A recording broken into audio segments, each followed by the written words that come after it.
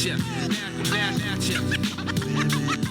Tell you what's master, coming at ya, coming at ya. Rhyme style disaster, coming at ya, mad at ya. Tell you what's master, coming at ya. Hello and welcome to Cut the Bull. I am Charles Love alongside my co-host Wilfred Riley. And our guest this week is very popular. Everyone will know her. She's a contributor with Fearless, with Jason Whitlock on Look at Will already getting excited on The Blaze. She's the original Naked Girl and the original Bull Cutter, Shemeka Michelle. Shemeka, welcome to the show. Thank you for having me. Hey, everybody. I missed y'all. Yeah, it's been too long. We got to do like a quarterly Shemeka tells the truth segment or something.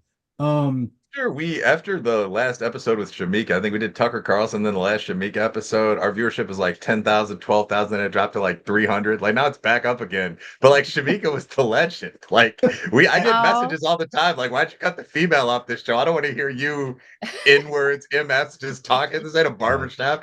The whole thing was really funny, but it's good to see Shemeka back in her chair. Yeah, and we went weeks with either blaming us, like, what did you do to her? Or the best part is people watch or listen every week and they're like 4 weeks in. Is Shemeka gone? Well, Shemeka's gone for a month. So thank you for listening. Yes. Yeah. Somebody said something, I think within the last 2 months. And I was thinking, where have you been? It's been a year. A year. Wow. A year. That's right. More than. Well, yes. So what have you been doing for the last year, Shemeka? In handcuffs, shackled. No, they said they were going. Joe Biden said he was going to take you back. He was going to put you back. Right. Yeah, it wasn't Build Back Better. I've just been doing Fearless and staying busy with that, working behind the scenes. Yeah, just being Jason's first lady of Fearless. There you go. And that's been working out well. I see the clips. I see you around. I hear people talking about you. So I know you're doing well. But you talk about a lot. I mean, obviously, you all do sports, you do commentary and culture. So I'm sure a lot of these things come up. So let's start, with the craziness that's been happening the last month. Apparently, we can't make fun of Biden anymore because they got a new sheriff in town. What is your take on this shift in the political in the race for the last 90 days or so? Yeah, I think my take, I'm a bit irritated because 2 months ago, people were saying, I can't do this anymore. Like, this is crazy under Biden. He's not good. I wouldn't say they were so much talking about policies, but they were complaining that, gas is high or food is high, and they just don't want to vote for Biden again because everything they felt like he promised he was not doing. Mm-hmm. And then they switched the face, and now it's as if people really believe the new face is going to do something totally different from the same administration. And I'm thinking, she's still a Democrat. Like, she's still going to have a lot of the big party ideas because she's a Democrat. And it doesn't matter that she is a Black woman. So I think I'm a bit irritated with the idea that she's going to come in and do things totally different from Biden when I don't really believe that. I think, again, she's part of the same party. So a lot of the ideas will be the same. Wilfred, I love Shemeka, but I gotta disagree with her, and I want to get your take because yes, they're both in the same party, but Biden wasn't magic, right? So Harris is bringing boy and Black girl magic, doesn't that? Isn't that all we really need? Well, I think there are two levels to that. I think that's how they're going to pitch Harris to the electorate. So, like, people are excited about Kamala Harris, which to me is weird because, like, I'm actually not racist. So, like, all of us on this show, and this extends to, like, Christy, all the people that we have on the show are, like, Black and Jewish sometimes and so on, just like business people. We're all pretty normal. So, I don't think there's such a thing as Black girl magic. Like, I mean, my mom was a Black woman, magical in her way. I've dated a lot of Black women. They don't actually get up and cast spells. But I think that the idea in America right now is this is the racial reckoning, although we're at the end of it. This is going to be our first Black female president. She's going to do things no one ever has before. Now, of course, Harris actually is like 50% East Indian, She's kind of just a political hack. I mean, she was a politician in California for a long time, but people are really ready to go to the polls and vote for Harris. Like I've seen people with like the brat shirts on college campuses, like the bright green and the bracelets and all this stuff. So I think that's the difference between Harris and Biden. Like Trump was going to kick Biden's ass because Right. these are just two older white rich guys. Mhm. And that was why Trump made certain moves. Like that's why he picked JD Vance, who's like another tough white guy from the business world. And then they just pulled the switcheroo. Like they knocked Biden off the stage Right. and they put Harris in there. And I think Harris is probably going to win. Yeah, Wow. well, this is what I say. I think Jason said this when he was on Tucker. Do I think she's going to win? Or do I think we're gonna win? No, but are we gonna lose? Yes. Like if she gets in, it's a loss to me. But I do believe that people are ready to go to the polls and vote for her because it feels like joy. Isn't that what they're saying? It's joyful and it's Mhm. loving and it's hope and it's change. And like y'all didn't get enough change during Obama. Right. Right. Yeah, Well, like, and I guess not. I'm kind of torn. I don't know because my constant refrain here is that Twitter, social media writ large, isn't real. So it's hard to gauge because people can be really animated, be that small million people that's really animated. So I know she's got a much better chance, and things are going in her direction than Biden. Biden had no chance. So it's a really good chance. I mean, I don't think that that's a bad pick to think she'll win. The problem is every person I talk to either, can't stand her, um, are not just absolutely aren't voting for her. They're voting for Trump, or they're not voting for, but they don't like Trump, but they're staying at home. I guess the key will be how many of those people either one of them can get, which is every election. The one thing I think Will might be right on is how many of these people. This is the weird bunch.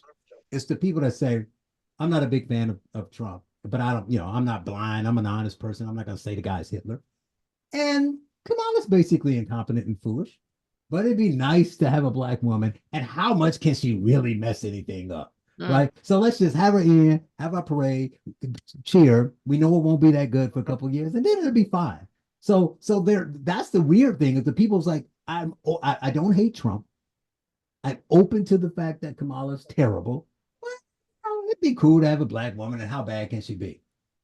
So yeah. if you get enough of those people, yeah. I mean, but real quick, the thing that I say is not so much, not that Will said it was a shoe in, but a lot of people are saying, there's no way Harris loses. And you ask them why, and they say, look at the exuberant reaction of the black women. I was like, yeah, well, black women don't sit home the way black men sit home. And they pretty much all, except for Shemeka and like four other people, vote Democrat. So you can't squeeze any more juice out of that fruit, right? So they might be excited, but they were going to vote for Biden even if they drug him over the finish line. So, That's what and they said. now, so Trump might lose a little bit of his Hispanic vote, minority vote, because they might like the cool factor of voting for a black woman. But I don't know how much he's still going to get more of the minority vote than any other Republican would. And here's the thing: I think I'm the only guy out there saying it's not nice, but this is where we cut the bull. A large percentage, I'm not saying majority, but a large percentage of black and Hispanic men are misogynist. So they're not going to vote for a woman. They don't want to work for a woman. They don't think women should be leaders, and they're not going to vote for her. So they can do all the dance, all the rap songs they want to do, all the A-listers they want to bring out. They're like, I'm not voting for a black woman. Oh, excuse me. I'm not a misogynist, but I'm less likely to vote for a president that was brought out by like Megan the Stallion twerking. Like, Okay. That was so yeah, I mean, like, embarrassing. yeah, I'm a like misogynist. I'm, Okay. I'm not a misogynist. The reason I'm not a misogynist is that I've spent a fair amount of time in locker rooms and I've met a lot of male idiots. So, I mean, I think that there are things that would make me say about a guy, that guy's a frat house moron. I'm not Right? voting for him. But I think that like the She-Hulk Kamala Harris approach really turns me off too. Right, Yeah. but you're Like, involved, but you do know I'm right. You know what I'm talking about, right? You know yeah, that brothers out there is like, I having no woman yeah. as a leader. No, yeah, I mean, I've actually heard people say that, like, just talking with, like, men's tables at schools, like, frankly, I mean, at KSU or UK, like, "Yeah, Putin ain't gonna respect her." I mean, it Right. is more black guys than Spanish guys, yeah. But the one thing I will say, though, I don't think that Harris is pitching black and Hispanic women. I think, like, it's like black upper class people that don't look realistic in ads. You're not actually pitching, like, a bunch of solidly working class black plumbers, you're pitching white people. Like white Mhm. people want to think they're doing something that's like a little bit edgy and that's not racist. So like Right. Kamala Harris's whole pitch is to white security ladies. Like Right. the swing vote in the USA, and men don't like admitting this, but we actually vote at pretty low levels. And we often don't control the budgets for our households. And there's a lot about how men should step up and resolve that. Mhm. But like white women are kind of the swing vote. Like they went 53% for Trump, and that was really surprising last time. Right. But if Kamala Harris can come up and say, like, look, I'm the female candidate that's a little bit pro-choice and that has like the dancing black women out there, come vote for me. That other guy's a rapist. Like she could swing 55% of white ladies, and Right. that would Mhm. make a big difference. Well, I think Shamika, that's what she's trying for. Yeah, Shamika, he and I makes a think great point. women Oh, go ahead. secretly want to be in power. Like, Oh so yeah. even if they play I don't the even know if it's a secret anymore. Yeah, yeah, it's not. yeah, Yeah, that's that's not. true. Yeah. And so I do think that there are going to be women that's like, yeah, let's put this woman in power, but I identify as a misogynist because I don't want to see I'm not ready for a female leader. I just don't think there should be president. Well, I I can suck it up for vice president, but I don't want to see it. but Shamika, here's another thing to what Will said, though. I think that that's true. And he's brilliant when he says that that's not what they're going for. But it made me, what do you think of this? I've always been saying, and everyone looked at me like I'm weird, but I thought it was odd that Trump, as he gets closer, let's say 2 months ago, before the switch, he's doing his thing, and they were talking about who he's going to pick for VP. And I would have Republican friends call me, oh, it's got to do Tim Scott. Oh, it's got to do Byron McDonald. It's got to get the black folks, got to do this. I'm like, you do realize the votes he needs, the people he needs to talk to aren't minorities. Right. He's doing better with them. There's only so high a ceiling a Republican getting out. What it's like 30 years from now, I don't know. Right now, there's only so high he can go, and he's almost there. That's not he needs like Will just said. Trump got 53% of white women. That's after they called him a misogynist and Hitler for years. Right. He got more the minority vote than you know why he lost the last time? Outside of being cheap because the election was stolen. But you know why he Right. lost? White men. Yeah. He didn't win enough white men. So I thought it was odd 3 months ago. I said it was odd. Like, what's this minority thing? Trump needs to talk to white men. What's That's the who he's echo? losing. He can't get enough white men or educated people, the PhDs, the Ivy Leaguers, the highly educated. That's what he loses. Yeah, I like the way Steve Dace broke it down when he was saying, pretty much like the minorities are not the ones that are going to decide the race. And I thought, I was like, okay, we do have to still focus on those white men, but it's annoying when you have all of these black women walking around and you keep seeing the whole black women are going to save the country again. And I'm thinking, when did they save it the first time? And why can't they come and save some of these communities and their badass kids that's tearing it up? If there's such No, they can only save superhero, other people's problem. They don't save their own. absolutely they don't, because they're tearing these communities to shreds, them and their I don't need a man ideology. So Mm. it's like I don't know why people are, thinking they're going to do something spectacular. Like you said, I don't believe in a black girl magic. You don't Well, have it just because you're black. Well, there are two things here, just quickly. Like, one, I do think, like, I don't mind some feminism, like the second wave, like women want jobs, orgasms, and bank accounts. Like, I'm totally for that. I'm for But the orgasms. I'm for women having bank accounts too. I And mean, jobs like, too? I mean, Not we're the getting job. crazy, I could do driving without as He's that. well, insufferable. voting. We're gonna But fix like, him, Shamika, but go on. but there is a weird arrogance to a lot of minority and feminist perspectives, and I think it's because of simping. Like I think when the civil rights movement and the feminist movement started, the country really was kind of shit for women and minorities. So I think people would say like bold revolutionary crap, And like good faith white guys would just go along with it, like, yeah, that's so right. You're so strong, queen. And that's Mhm. continued to this day, even though it Right. no longer makes sense. So people will say things like, as a Hispanic woman, I'm ready to save America again. And what Mhm. that means is like, I'm ready to vote for the Democrats for increased social welfare spending. And people are just like, yeah, that's right. That's right, boss lady. And, that's kind of stupid. Like, there are people that actually save the country, like Marine recon guys and so on, and women now. And so we do need to start cracking down on some of that nonsense. And you see that like today, I've been arguing on Twitter about things like, is housewife the hardest job in the world? And people are just Oh, I riding missed hard, like, that. yeah, what's up? I missed it. I haven't been on really all day, so I missed that. No, but like, I mean, so obviously the majority of just normal men and women are like, no, you should love your woman. She does good work. It is a job. But no, it's not harder than being a fucking brain surgeon. But all these people are like, Right. yes, my man tells me it is. Maybe you just don't have the confidence to understand that raising one child. And it's like, come on. People need to stop like feeding the monster with this stuff. And it's also Right. true with the black community. Like, you don't have the strength to be black for one day. Like, yes, you do. If you're an Italian guy in the same city. You really can imagine it. It's not that horrifying. But the Right. deeper thing with the Republicans doing outreach to minority communities, like, have you guys heard of the Sailor strategy?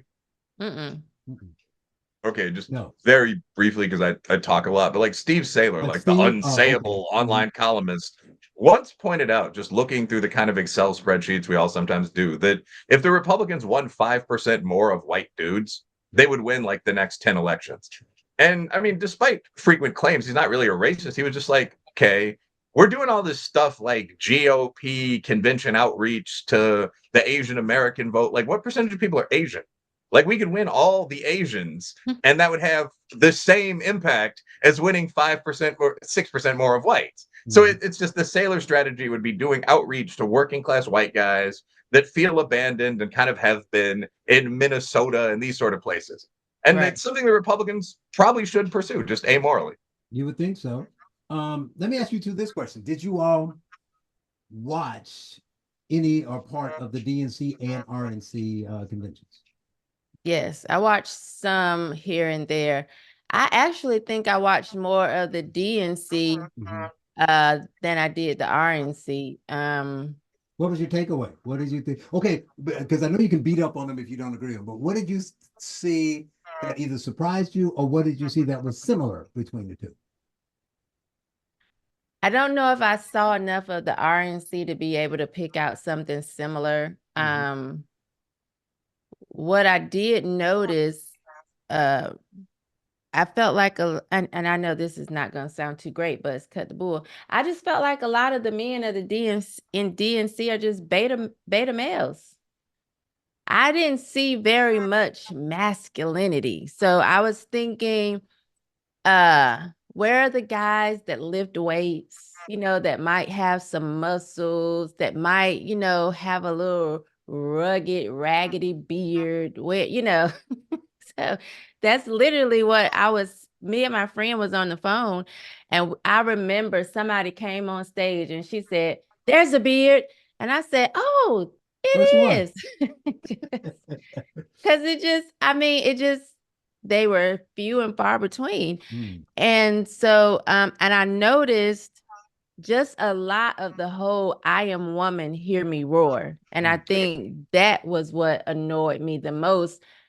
And about this whole campaign, like I don't like that because I don't feel like men, when they're running for anything, they're just running and they're a man and it's whatever it is. I don't even hear, not even from, Republicans constantly pushing, I'm a man, I'm in charge, I'm the leader, I'm a man, I'm a man, I'm a man. I don't hear that. And so just to constantly hear this whole female side of it is really annoying. Like if you feel like you're the best person for the job, let's talk about that.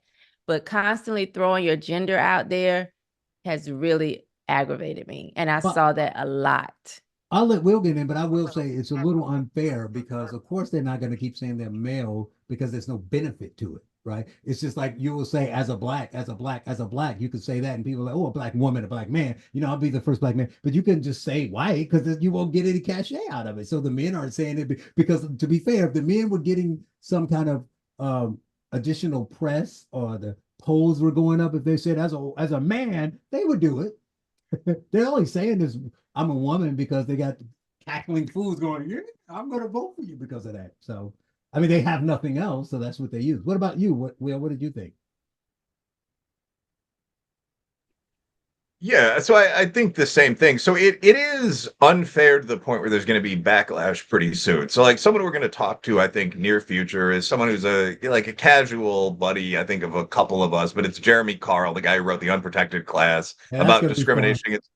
Yeah, it's going to be entertaining because I mean it's a conservative but kind of pro-black show, so we're all going to go back and forth. He's a good dude. But Right. Jeremy Carl wrote The Unprotected Class, which is about anti-white discrimination. And Mhm. every time I see him interviewed outside of like the heterodox conservative space, it's kind of a shout fest because the first question is like, "What do you mean anti-white discrimination?" Why are And his you a answer is, "Well, racist?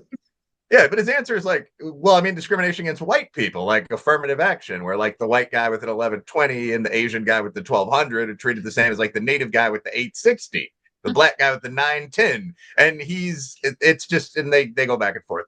But I think that right now, obviously, you can go in and say, as a black person, I've lived a black life and I'm so proud of my black job as a successful black businessman.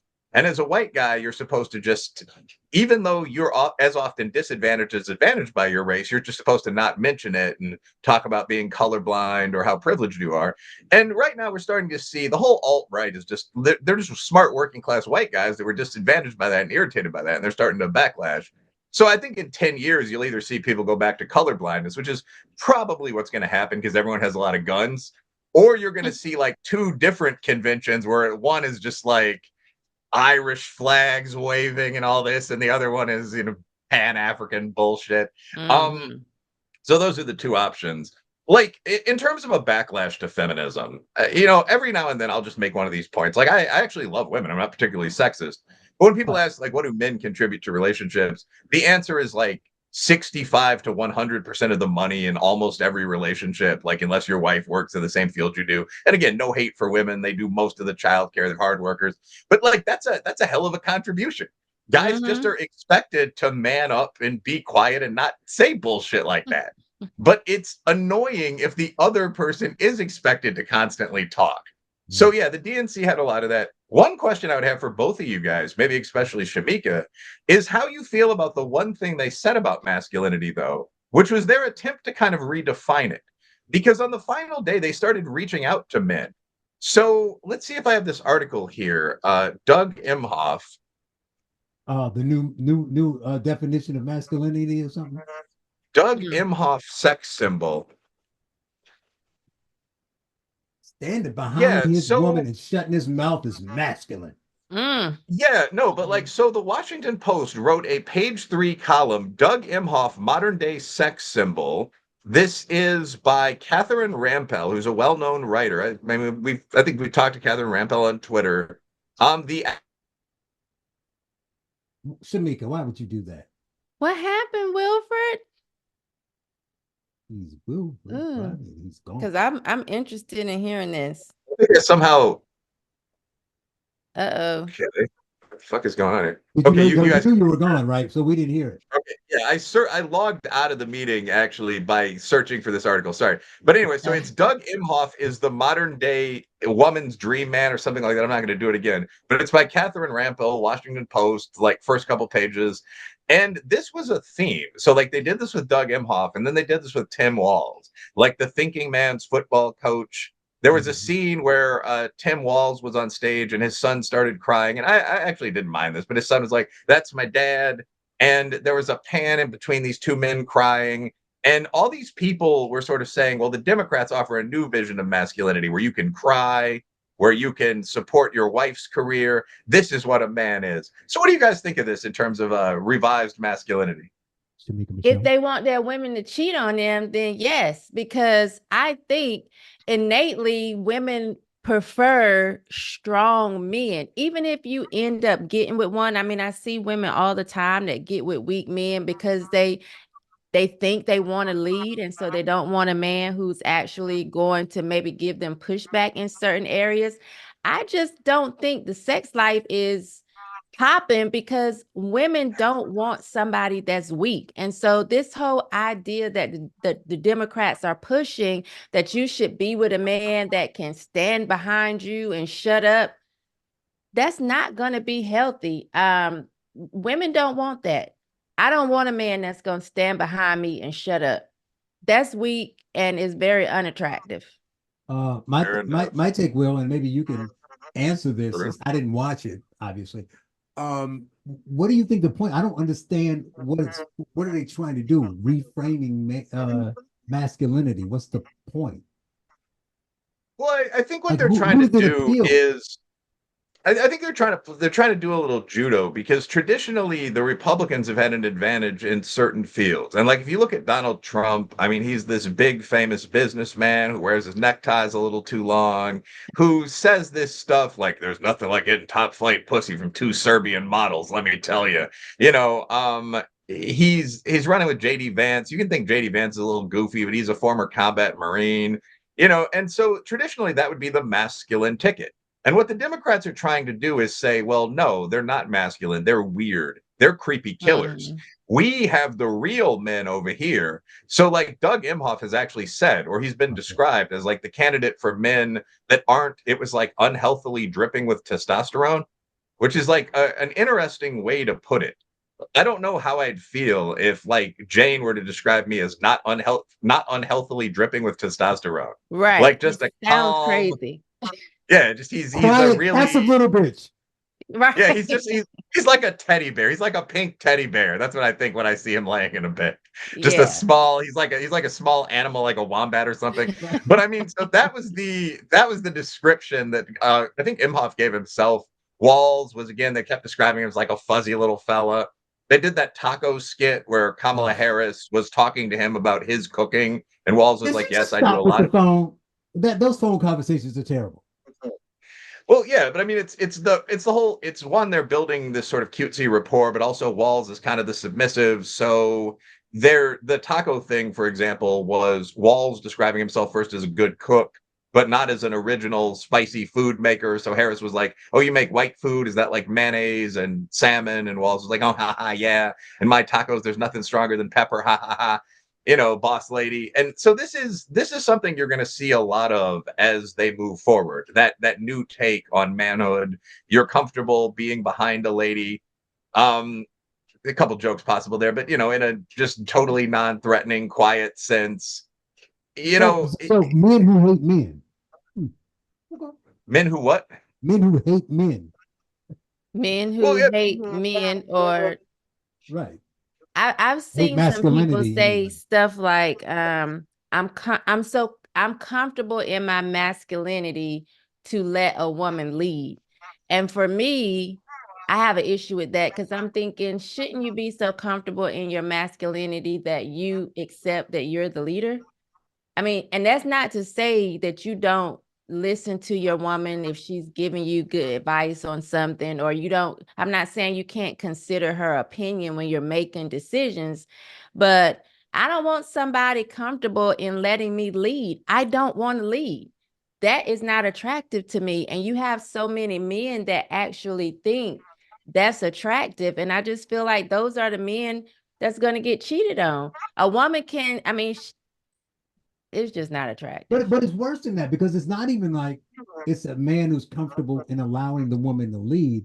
They're groveling and being self-deprecating and Yes. weakening position. sure. I don't remember. He talked about the taco one, but there's another one where they're at a truck stop getting gas because that's what you do when you got Secret Service security and all that. Right, And exactly. he And runs around. finding He runs Doritos, right, right, and he that runs was that, but he annoying. runs like, I mean, I got sorry to him, jump in and I all, but got they him, cleared I out the got you, whole score to DeVito. do this. That's the thing that's so annoying with these politicians. Even like fairly cool guys like George Bush, like everyone's gone.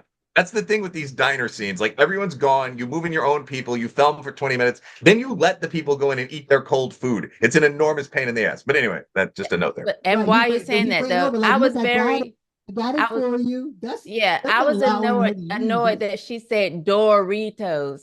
Nobody pronounces it like that. If you are really wanting it, you Maybe that's say, the Indian everybody know we pronunciation. say Doritos. Oh yeah, I'm Yeah. gonna get me some of them Doritos, or just not Dorito. It's I like, was being girl, non. See, you bring out the non-PC in me. I would never say that if Shemeka wasn't here, but since she is, I said maybe that's the Indian pronunciation. it must be the Indian pronunciation. Yeah, she It's should have just an said, "I interesting am thing gonna about get you how some Doritos." Doritos. But it's an interesting thing about, and I like the Indian accent actually, but I don't think Harris has one. But I it's an don't. interesting. When you call in and they're call in for a bill and it's an Indian, I can't understand a thing they That's say. I racial just want to pay conclusion. my phone bill. I actually have started asking people, and there's really like, I mean, I was based in downtown Chicago for a while in one of those like business hubs, although like much higher than like a call center, but just one of those annoying assholes calling like executives. And like I actually have a kind of sympathy. It's certainly if you're talking to like the manager when I have like a credit card issue, and I'll usually ask people like, "Hey, where are you based?" And they'll be like Nairobi, player. And it's like, okay, come on with this nonsense. Like, I'm not gonna resolve this easily, am I? Like, can you at least Yeah. transfer me back to the USA? And like they usually will. But it's any Ah, English speaking country where they'll send those. But like the Harris thing where she says like Doritos, like I think it actually says something about politicians, which is that these people they're trying to look like normal working class or hood or rural Americans, but they're not. And so, like the thing where they're trying to make JD Vance look weird, like they kind of do make him look weird. Like he's like one of those autistic rural guys who was popular in like his 80-man high school, but he kind of does look like a normal citizen. mm-hmm. Kamala Harris actually looks a lot weirder than that. Like someone who's been in the professional class her entire adult life and probably genuinely doesn't know how you say hot Takis. And who's Right. now trying to do those awkward things to film these videos. And you almost feel sympathy because you know she hates the shit. Like, oh yeah, I got to do my school bus clip. You know, I've been a professional executive the past 20 years. Oh yeah, I'm supposed to say I love the bus. What do you think I was last on a bus, asshole? Like, but it's part of the job. So I would actually get coaches. Like I would have like working class friends from my childhood get paid like $50 an hour to tell me how to do this stuff. But Yeah, she needs somebody because that whole "we in these streets" was Ah, so fake. yeah, I forgot she said that. but that's the Yeah. other odd thing too, Shamika, is the whole it's I know it's so annoying we're so close to it, but sometimes you just gotta step back and think, I cannot believe that one, they're still doing it, and that they can still go to this well and it still works. But the Mm-hmm. fact that they're playing on this whole white supremacist nonsense, the country's so racist. And there's a lot of, Will and his books have poked holes in their theories a lot of ways. But the funniest thing is just simple. You don't even have to overthink it. You say, so the country is so racist and white supremacist, and whites have privilege, and it's white focus, and it's anti BIPOC or whatever they're calling us today. And Mm. it's so bad that you know what we need? We need a summer blackish woman who's married to a Jewish man who's not black, who most would identify as white, Me. run for president to save the minorities, and hopefully, even as a woman, this racist and misogynistic country will vote for her. But if the country's racist, isn't that the last person we should run? We should find a white guy to run so that the white racists will vote for. So do they even believe it, for one? And if it's so blatantly BS, why are people still falling for it? I think a lot of people are stupid. And so I don't even think It's a they simple think answer. about it like that. Because, yes, if you felt like the country was so racist, how would you even think a so-called black woman has a chance? If you thought the country was so misogynistic, how would you think a woman has a chance? But they don't even believe a lot of the stuff that they say. They just say it because they've been saying it for so long and it works. If I could just jerk people around all the time by their emotions, I would do it too. You can't offer them any logic. They don't like it. That's a good point. I might have to use that in one of my little debates with a stupid person. Like, how are you even saying that? But yet you want everybody to get to the polls. Get to the polls, niggas. Right, right, That's right. Get all the we're polls. hearing right now. It won't matter. You're not white. And part of that problem too is that the most insidious part is that people, unfortunately, they know it's not true because they're living their best lives, but then they can convince people to believe it. Like I told you, for the last week and a half, I've been on vacation, and I've been traveling to different places. So for the last 4 or 5 days, I was in northern Wisconsin on the lake, out on the boat, hanging Don't out. sound like work. Yeah, yeah, yeah. Not what. Having a great vacation. But at one point I'm sitting outside somewhere at some restaurant, enjoying the weather and the food and the ambiance, looking around. And I just felt bad for the blacks because I'm thinking that, Bad for the blacks. they would go to the places and say, wow, where are the black? There's not enough black people. Where are the minorities? I want to go to the black owned store and I want to do all this. And I'm like, they can't even take time to just enjoy this because they would never go, right? Because they're so focused on race. They were like, oh, there's this cool area I've never been to. It looks nice. And they look at the brochure and they're like, but there's no black people there, so I won't go. So there's a vast part of the country that they just will never visit, but then they miss out on the visit, but then they also assume and they tell people they don't go there because it's racist, but they've never been. I mean, everybody that I ran into was, overly nice to me. No one chased me or, took a shot at me or tried to put me back in chains. And it was really nice. But I just feel bad for the people who won't go anywhere, won't try anything, won't go into a restaurant like some black person suggested. And these are the people who fall for the rhetoric we get from the politicians. Mm-hmm. Over and over again, but they think somehow that means they're ahead of people intellectually. They see it, they're awake, not woke, since, the Republicans have taken that word and made it something bad. They feel like they're intellectually superior, and they don't understand that, to me, black or white, if your idea is not wanting the country to fall to communism, then you have something in common. But if you are like one of these people and you're just blackety black, and that's all you're focusing on, you're not even going to ever see the bigger picture. And so they could really come in and do a lot of stuff right up under your nose because you're just focused on race, which to me is so 1865 or 64. I just feel like we've been advancing, and so many people want to have us stuck in the past. They actually believe kind of like we're still in slavery.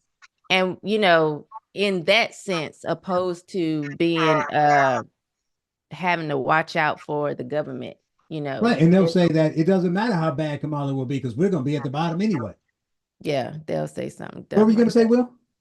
Yeah, so I think one thing about this, like one question you guys are asking, like in a really on point kind of way, is how can people believe two things at once? Like on the one hand, that the country is this staggeringly oppressive place where like 1,000 black men every year are murdered by the police, and two, like two of the last 3 or 4 presidents can be black. Well, two of Mm, them, and the third can be like an Irishman with a black vice president. Like, how can those two things be true at once?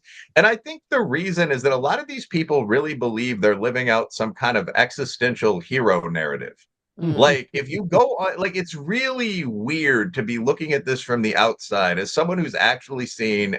I'm not an extraordinarily brave person myself because none of this is real, but as someone who's actually seen actual violence and danger and been in other countries and so on, looking at this from the exterior, it's just nonsense. It's like people LARPing Harry Potter.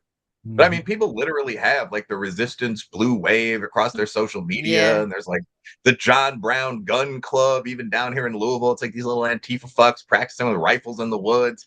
Like people really think this is some type of Hunger Games scenario that they're living in. And Mhm. it's incredible. And it's the result of propagandized fake information. So, I Mm-hmm. mean, I think that's really the answer. So, when people say things, it took me a long time to realize this, but when people say things like January 6th was almost the end of our democracy, they mean it. Like they believe it. There was a study recently where they hooked these people up to lie detectors and they were dead serious. Mm, And even the faculty members that were asking the questions, as I recall, I don't want to misspeak here, but like they were just normal center left guys. And they were like, okay, so what's the scenario? Like there are 100 guys, there are 400 armed cops. So they beat them, and then they're facing 500 mostly male congressmen. Do they beat them? Like, how do they take over the country? And it was just like, well, I don't know. That orange fascist was behind it. Maybe there were Proud Boys and the DC suburbs. It's just like there's a serious idea that danger is ever out there. You can't let your kid walk outside. Your black friends are in real danger. 1 in 4 women will be raped in their first year of college. It's just this press of nonsense information that's constantly flowing from this manipulative media. COVID killed 1 in 10 seniors the first year. And the people that believe this are legitimately terrified. They think they are heroes fighting like the Death Star. So that's how they're balancing this. They are the resistance. Yeah, I do think they some of them really believe what they're saying. And it's sad. It's sad, and it just takes me back to they're idiots. They're just stupid because I don't know. It frustrates me, especially when it comes to that whole January 6th. Like people that know me, they won't even ask me my experience of being there. Like I was there. Allegedly. Allegedly, right? Allegedly, I was there. Have Allegedly, the I was police scheduled ever to come to speak. talk to you about that? Like No. that alleged. Yeah, I did get a call from a reporter or something like the same year asking me some they said they were a reporter, Right. asking me some questions about Ali Alexander, Oh, but that I weird. haven't heard from anybody since then. Right. And so, I feel like people that know me, they won't even ask. They won't even say, well, what was your experience so that they can get a different perspective of, how it was. Like, and I'm not saying those people didn't, there were some people that broke in and did stuff they had no business doing. But this whole idea that it was just a bunch of armed people really trying to overthrow the government, I'm like, ask me, like, please ask me. I was there, and they won't do it. And I think that's frustrating for me as well. Like, y'all know me. You've known me. Some of them are my family. You've known me my whole life, but you won't even ask me what my experience was. You'll just disregard that and take what you see on the media as if it was just full of white folks trying to, hang Mike Pence. And that wasn't the experience at all. That's frustrating. Right. I did have one other thing. Again, I didn't watch the conventions, but you see clips and people posting. I talked about, you know, the white, supremacist, racist country voting for the, blackest woman and all that. But there's one other thing that I noticed that was odd. Correct me if I'm wrong, either of you, but not all Democrats, of course. You can never say all people, but only Democrats. Like you'll never see Republicans do this. Am I right that the Democrats tend to be the party where people will say, I don't know, this country is racist and has always been racist, or Trump would have a slogan, make America great again. And they'll say, when was America ever great? America's not great. Or they'll, celebrate the Aaron Sorkin news room, soliloquy of Jeff Bridges, where he's talking about America's 32nd in this and 84th in this and three. America's not great. And they burn flags and they're not very patriotic. Yet at the DNC, there were a lot of little flags being waved and everybody all of a sudden fell in love with and they were all unity and we love this country and we're all this and we're all one and rah rah rah. That's what I found the most striking just by looking at it. I don't have to listen to a speech, just to watch a room full of Democrats with American flags. How did that feel seeing that? Yeah, I thought it was different. I do think that, maybe by October, Make America Great Again could be Kamala's slogan. She's still I in would, Let me everything steal else. that line. right. I wouldn't be surprised. I do Yeah, she would think mean 2008 when Barack won. you said what? She would say still the slogan, but she would mean again as in 2008 when Barack won. Right, exactly. And then they would be okay with it. That's when America would, oh yeah, it was great in 2008. That's what they would say. Just Yeah. from November to January of 2009, though, just for that window. Right. Yeah, so that was surprising to see, but it just didn't feel real to me. But I feel like they understand that's what they have to do, because I've been seeing them also say things like, no one else gets to decide who is American and who isn't. And when I hear it, I hear, well, yes, we do, because if you're, illegal immigrant, or there are things that make you American and things that you are not American. But I do think that Democrats or people that hear it will think, oh, they are talking about unity, and they'll see it again as a black or white thing. Like, yeah, I'm black, but I am American. And of course you are, if you're American. But I think they're hearing unity. Like, even my friend who is a registered Republican said she listened to Barack's speech at the DNC, and she was like, it was very unifying. And then I went and listened to it, and I was And like, he was angry. how? I was He like, was, I don't hear unity. I hear communism. I hear some little slick things that, he's telling us we can trust the government, and, I but she heard unity. And so wow. some people, I think, if they have felt like America wasn't for them, they are now feeling like they're a part, because the Democrats are now embracing this whole we're American thing. Yeah. And I just never felt like I wasn't an American, so it doesn't appeal to me, but to so many people, it appeals to them. Um, Yeah, I mean, so I guess if we're all just doing takes, so first of all, like, I mean, it's better to see the Democrats waving American flags than not. I mean, it's better to see them doing that than waving Mexican flags they've done before at immigration protests and at some small scale. Like, they've done that at convention events. So I think it's a step up from like F plus, which is how I'd usually rate big left wing political events, to like C. And some of it was pretty funny. Like Nancy Pelosi holding a big American flag looked like a vampire holding a cross. Like you could tell it was something she just wasn't comfortable doing. Like I don't even think she's all that unpatriotic for her region. It was just sort of like what a proletarian gesture, huh? You right. know. But the basic is like understand that this is just like the Mm-hmm. Democrats know they're running against Trump. They know they're Right. running against MAGA. They know that they can't do this sort of wishy-washy stuff. Like the year they died, the colors on their podium were salmon and azure instead of red, white, and blue, because they thought red, Right. white, and blue looked tacky on television.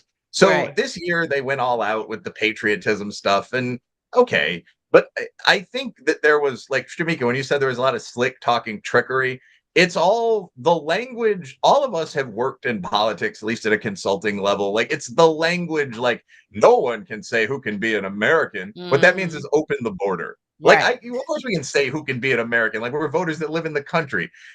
You're right. When people hear that, it's supposed to be no one can say I can't be here because I'm Chinese American and came here legally. That's not what Obama means. Barack Obama, by the way, is like the king of this kind of vulture talk. Like the Mm-hmm. best speech I've ever heard was Barack Obama when he said, like, and in the blue states we worship an awesome God, and in the red states we cheer at baseball games and all that, and then became president and wasn't Mm-hmm. awful and everything. For 8 years, did this racial division stuff. My little boy would have looked like Trayvon. Oh, he wouldn't have. Your Right. son would not have been a working class kid walking around in a hoodie at 2 a.m., getting in fights Mm-hmm. with Hispanic night watchmen in the hood. There would have been no mental or physical resemblance of any kind. You know, Right. um, so he's doing it again, just like Bill Clinton talking about Me Too. I mean, it's just they're a little better with the Mm. verbal than we are, and Yeah. they showed that. I don't think it's all that serious. I Maybe don't think Bill Clinton is actually going to be a figure moving women's rights forward. I well, Right. don't maybe when At he think says all. me think too, Barack he's talking about something. Said Obama is something actually about going Trump. to improve race relations. Well, maybe Yeah. when he said me too, he was Exactly. talking about something they said about I'm Trump. sorry. He said me too. Oh, that's pretty funny. But no, I mean, like, it wasn't the focus of his speech, but like Bill Clinton has frequently come forward and said, this is a convention that's nominating a woman, women's rights. But Yeah. I don't know whether any of these claims in our current era are accurate against Clinton or Trump or Biden. They've all been accused. Many famous men have. It's hard to know what to make of that. So, like, Bill Clinton's been accused of rape like 6 times. like with that Mhm. legal caveat out of the way. So if you want someone to talk about the glories of women, maybe not him. Right. Like, he's not the one. So it's just there was a lot of that. Like, Obama's not the guy to talk about improving race relations. He Right. was the person who started this whole era of rioting. I mean, Mm, Michael Brown, Ferguson, right. Trayvon Martin, those cases, Freddie Gray, that was Skip all Gates. under Barack Obama. And he didn't stop it. There was no effective deployment of the guard, none of that. None of it. Yeah. I agree. And that's why I feel like, again, her as a registered Republican, I know she's not going to vote for Kamala, but she was moved. Somebody like my grandmother or my mother that's been voting Democrat their entire voting career, they listened to Obama and felt some type of nostalgia and thought, yes, this is it. And I'm just like, oh my God, Mm. And gag let me me with a quickly ask spoon. you, Shemeka, I'm sure you've talked about this and I may have missed it, but is Kamala Black? I was gonna ask y'all, have you did any type of research? Because her dad is being real quiet, and I just want to know, does he live in Jamaica? Was his Obvious. parents Jamaican, or is he really? I've seen that he was Indian and Irish, and I just want to know if anybody's gotten to the bottom of it. Because, is she a foundational Black American? No. Is Right, she ADOS? right, No. no. But I don't have an issue with her being Black if her dad is Jamaican. But Well, people are saying that he's not. I want to hold her head underwater and see what happens. Is there any curl in that hair? Is it going to stay straight? well, but Jamaican's an interesting thing, and most people, I mean, Will would know because he's educated, but the average person just say Jamaicans. They're the black people with the accents. Clearly, they're Jamaican. They don't understand. They literally don't know that they're Indian and Chinese people in Jamaica. They literally don't know that, right? So, or like, I always laugh. I say, why don't you talk about independence? Why don't you Google like their first three prime ministers and just look at their face when they look at them. It's hilarious. They're Mm, all like mixed. They all mm, look white. It's just it's an interesting mix. It's not your stereotypical movie Jamaican. right. But that said, I just asked you. I mean, obviously that's the key. It's not about whether she's black. So people are like, why do you keep? Because I was the one, to rarely getting in trouble. I said she wasn't black. But my thing is, you know what you mean when you say it, right? When she didn't go to say, I am from the African diaspora and we're all, united Wakanda forever. She said, look, I bought a Roy Ayers album. Mm. What's And she the made collard yes, greens. She collard had so greens, many, she right? washed them in the tub. Right, Nasty you know what heifer. she meant by that. That's all I'm saying. So anybody who can't understand that nuance, it's on you, not me. Obviously, she has brown skin and she's looks like an Indian, mixed, but she looks like she could be black and her father's Jamaican. So yeah, is she black ancestrally? Yeah, but that's not the argument. That's not why she's walking around talking about I listened to Tupac in college, even though he Right. way too young, right? That's Okay. the issue, right? That's the issue. That like she's cosplaying this as you call it, this 806 experience that didn't exist. Right. Just like I can't think of her name right now, but the white woman that Rachel she Rachel Dolezal. also, Dolezal? yes, like, okay, she went to Howard as well. So I don't know. I feel like Kamala going to Howard was just like her really trying to Oh, just, she probably did that. That was probably intentional, right? But it's funny because I tweeted something at Will because somebody was there that because that was because he's a professor there. He knows what the student body is there. Because that was their argument. Not saying there's not an argument to be had, but the argument some people actually said was, well, of course she's black. She went to Howard. Like, Will, right. what do you call the white students that go to Howard? Do you Okay. call them And what do black? we call Rachel Dolezal that went to Howard? Call them black. Well, yeah, since we started getting sued, most HBCUs are like 20% white. K-State's like 35. So I mean, like that, I don't know what that means other than that you have a friend or partner that goes to the school. My my own take on this, if you guys did most of yours, is just Kamala Harris is in American terms, Harris is probably black. Like she's a quarter black, I guess. I mean, her mom is Indian and her dad is Jamaican and Irish, as I understand. Mhm. So I mean, like I'm 40% black, and most people think I'm black. No, it's kind of silly I at a certain did. level. I mean, Right. I'm kind of Your like black half, obviously, your black part was born in America, though. yeah. Right. But like obviously, if I went to Nigeria, people would not be like that, fat hooper looking American dude is straight from the motherland. I mean, it's an interesting question, let's say. But Right. my thing with Harris is that there is an element of, like you called it, cosplay to this. Like it's almost chameleonic, where she will present it's Justin Trudeau is kind of the other famous person that comes to mind with this, where you have kind of a mixed up background, like he's Canadian and French Canadian and probably related to Fidel Castro. And he has Mm. friends from all around the world. That's obviously just a joke, but he has like friends from all around the world. So he goes to like Indian weddings and he wears like a sari and like a full dhoti and like a feather. Kamala Harris has pictures of herself in full Indian gear, like in America. She has pictures Mhm. of herself like in hip hop clothing at civil rights marches. I Oh, I I don't haven't seen those. Do we got any AKA pictures? I don't know. I guess she did pledge in college. She crossed. I mean, like, We have I pictures of her don't with Michael After the Flatman doing the fact? river dance. Like was she online actually? I don't know. I mean, I don't she might be grad chapter. I don't know. Right, But exactly.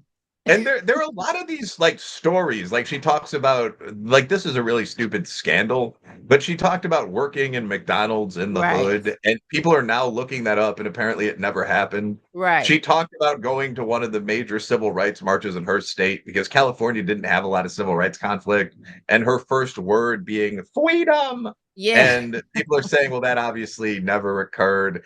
So, I mean, it does like a lot of Kwanzaa, politicians don't have forget a really Kwanzaa. well prepared like narrative of their life that they start giving, that Right. they start lying about basically when they're like Mhm. 20. And there seems to be a lot of that. Yeah, Yes. that's true. So Oh yeah. is her dad really Jamaican? Of Well, course, he's like a he's light skinned Jamaican. black You could dude. be He's like really half white, Jamaican and half still black. be Chinese. You could be really Jamaican and still be Indian. That doesn't mean anything. Was his He's parents African and European. Then. Right. Yeah, his what? he's not Chinese. I mean, like you can see No, I'm pictures saying, of but it. you could be His name's Jamaican. Harris. I mean, he's not, No, I don't mean him. I'm just saying that she said, is he really Jamaican? I'm like, yeah, but what does that really mean? You could be yeah, Jamaican and still be whatever other ethnicity if that's where you Right, not live at. from Africa Right, is what right. you're If saying. your He's part of the ancestors were, if you've been yeah, there 2 generations, you can look like, you know, an American, Indian, or Chinese person and be Jamaican, have a Jamaican accent because that's where you live. right. That is But true. he's Jamaican, So we need to get to the bottom of yeah. that. No, we don't. Whatever he is, he wasn't born here. She did not go on Yeah, celebrating Kwanzaa. She don't cook no collard greens, and that's she either doesn't know that Roy Ayers album or she already has it. She's 60. What 60-year-old is going to the record store to buy Everybody Loves the Sunshine? yeah. Exactly zero. So fake. That's the total number. Zero. Yeah. Just stop pretending. Just say, yeah, my father's Jamaican, my mother's Indian. I'm a proud American. I got brown skin. I get treated like everybody else and move on. Right. Right. Say, but I'm gonna help the blacks. That's all they want to hear. They don't care where you're Yeah. from, but don't lie about it. Yeah. Shemeka, if you all can lastly give me anything, if you can think of it, you may not, but I've been off Twitter for a while, so mine is old. But think of anything that kind of encapsulates the craziness that we're in. One is the thing I sent you about the people who were ready to start the new right, that civil war you're talking about. It almost started a few weeks ago because the police raided a hair salon, a hair store, and they took all the hair out of the store and they piled it up and they wouldn't let your cousins take it home. And I think you could say they were a bit upset. You remember that? Mm-hmm. What do you think about that? I think that said a lot because I watched the comments and people were like, even, because even right leaning, just like the thing with Kamala, it kind of confuses people. Your friend about the Obama speech, even conservatives were in the comments saying, well, they weren't just throwing it away. What's the big deal? I'm like, you don't do that in any other business. You don't close the business and take the product and just set it on the street and give it away. Whether you should or not doesn't matter. It's not what you do. So why would you do it in this case? Yeah, I think, it really shows how much orangutans need hair that matches somebody else's and not theirs. you know, I don't know. Maybe They they were wanted to excited though. get it. You all have to go find the video. They went home and got their radio flyers so they can lug home a large Yeah. load of Indian hair or wherever that Yeah. hair Maybe actually. So they this, were this gonna was a this sell was a it. store selling hair that went Yeah, it out was of the radio. business. Oh, you haven't seen it? Oh, I gotta They see it. got put out, I No. think, because they were behind in the rent or something Yeah, like so they that, got right? raided. So it was like it couldn't be just raid because it was like FBI raid. And so when they took the stuff out, they couldn't let the people take it, but they needed it wasn't like take it and just throw it in the truck and drive away. There was an interim period. So it was piled up in the parking lot and people knew about it. So they called, girl, come get it. They, And then they descended on waves the of people parking wanted lot to and get took hair. the hair. That's So the They crazy. police had wanted to Wow. to get take it, around yeah. it to stop people from taking it.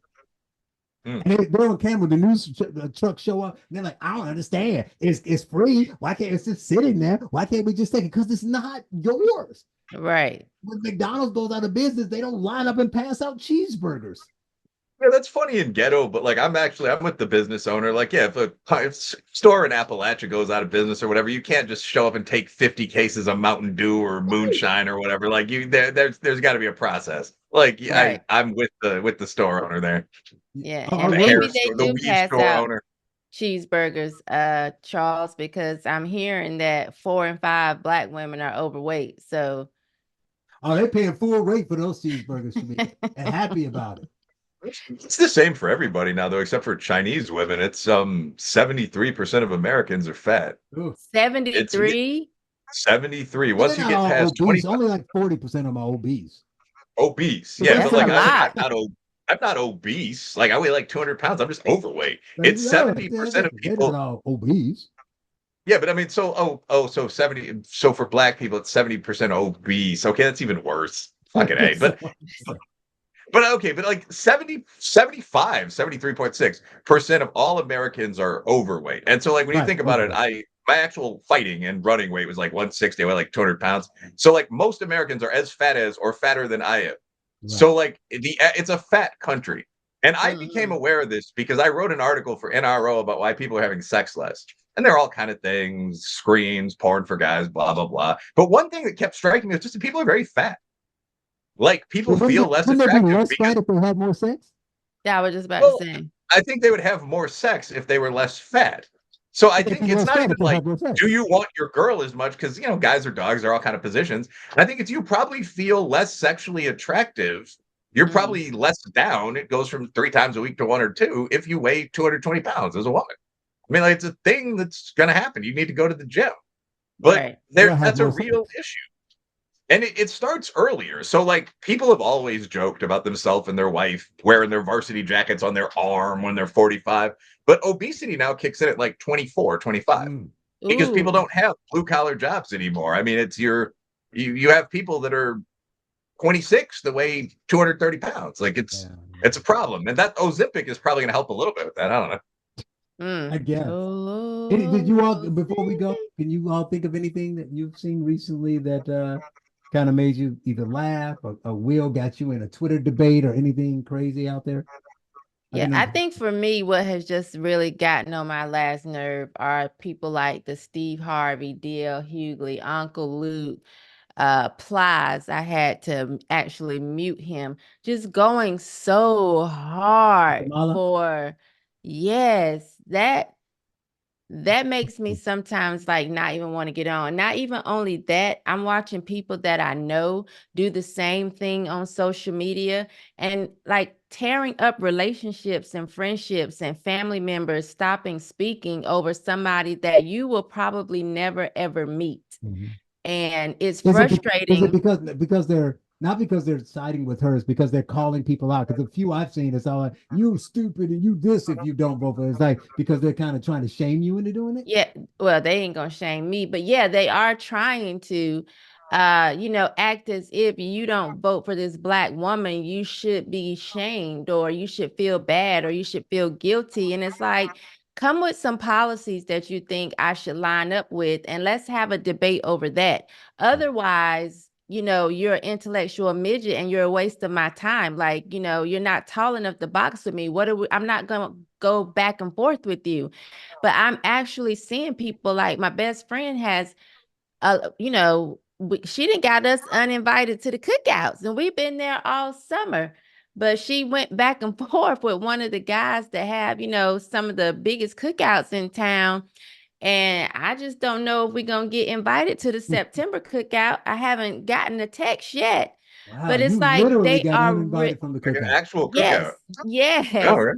And it's like, I mean, people that she's been friends with for years, just arguing with her on her Facebook page. And it's crazy because these same people know how heavy I am into it. They won't even come to my page to talk to me, but they'll try to go back and forth with her. And I'm just thinking, there are people that I've loaned money to that I know voted for Joe Biden. And I could really say, you mean he ain't build back better in your life? But I've loaned them money. And it's like, I don't, I love them more than I hate any politician. Mhm. And I just don't understand how people can not feel that way. So to me, all of the whole vote Kamala or die or Kamala or die is crazy. Yeah, Like you're blinded dead by to black. me. It's crazy. Blinded by black. Will, Yeah. anything from Yeah. you? Yeah, I mean, my last comment, I'll instead of talking about a Twitter debate of my own, I would actually piggyback on that because that's pretty deep. I mean, I think the idea of abandoning your friends because of bullshit like this is completely insane. Like, I have, without joking at all, like, I have friends that have actually killed people, like, between America's, overseas adventures and just growing up in Chicago and East Aurora. And I mean, I suppose I disapprove at least of the second one, but like, I wouldn't abandon my cousin or my close buddy because of things that happened in real life. I mean, maybe Mhm. child abuse or something like that. But I mean, I think the idea that if someone voted for Joe Biden, I would stop talking to them, that's completely crazy. And it's especially funny when you see this pro-social behavior from like local MCs and this kind of stuff. Like the line I remember from Plies is like, white girls are fun because all of them swallow. My boys are Yeah. fun because all of them rob us. And so, like, this guy is now talking about like the importance of going out and voting for the Democratic Party. Like, shut up. I mean, Right. there are a lot of you. You've done far more damage to society than a Trump voter. So like, Right. I really think that I don't have a problem with Plies doing that and making his money. And I understand he runs a school now. But the idea that Yeah, people do that's who we good want and they running the do school. bad and then they move on, and it's really that actually is pretty funny. Like, how's Plies school doing? But the idea that people do bad and they do good and then they move on in life is kind of the basis of existence. And when people get into fanaticism, which I see much more of on the left than the right, it has this kind of weird damaging effect. So that's something to stay away from. That's my final point. Mhm. All right. I mean, time flies when you have Shemeka. I appreciate you, and maybe we'll Definitely. have to have you back after the election or at the first of the year or something, and you can give us, you know, your your take on where we're going after whatever madness would have happened a month or Yes. so before. And Right.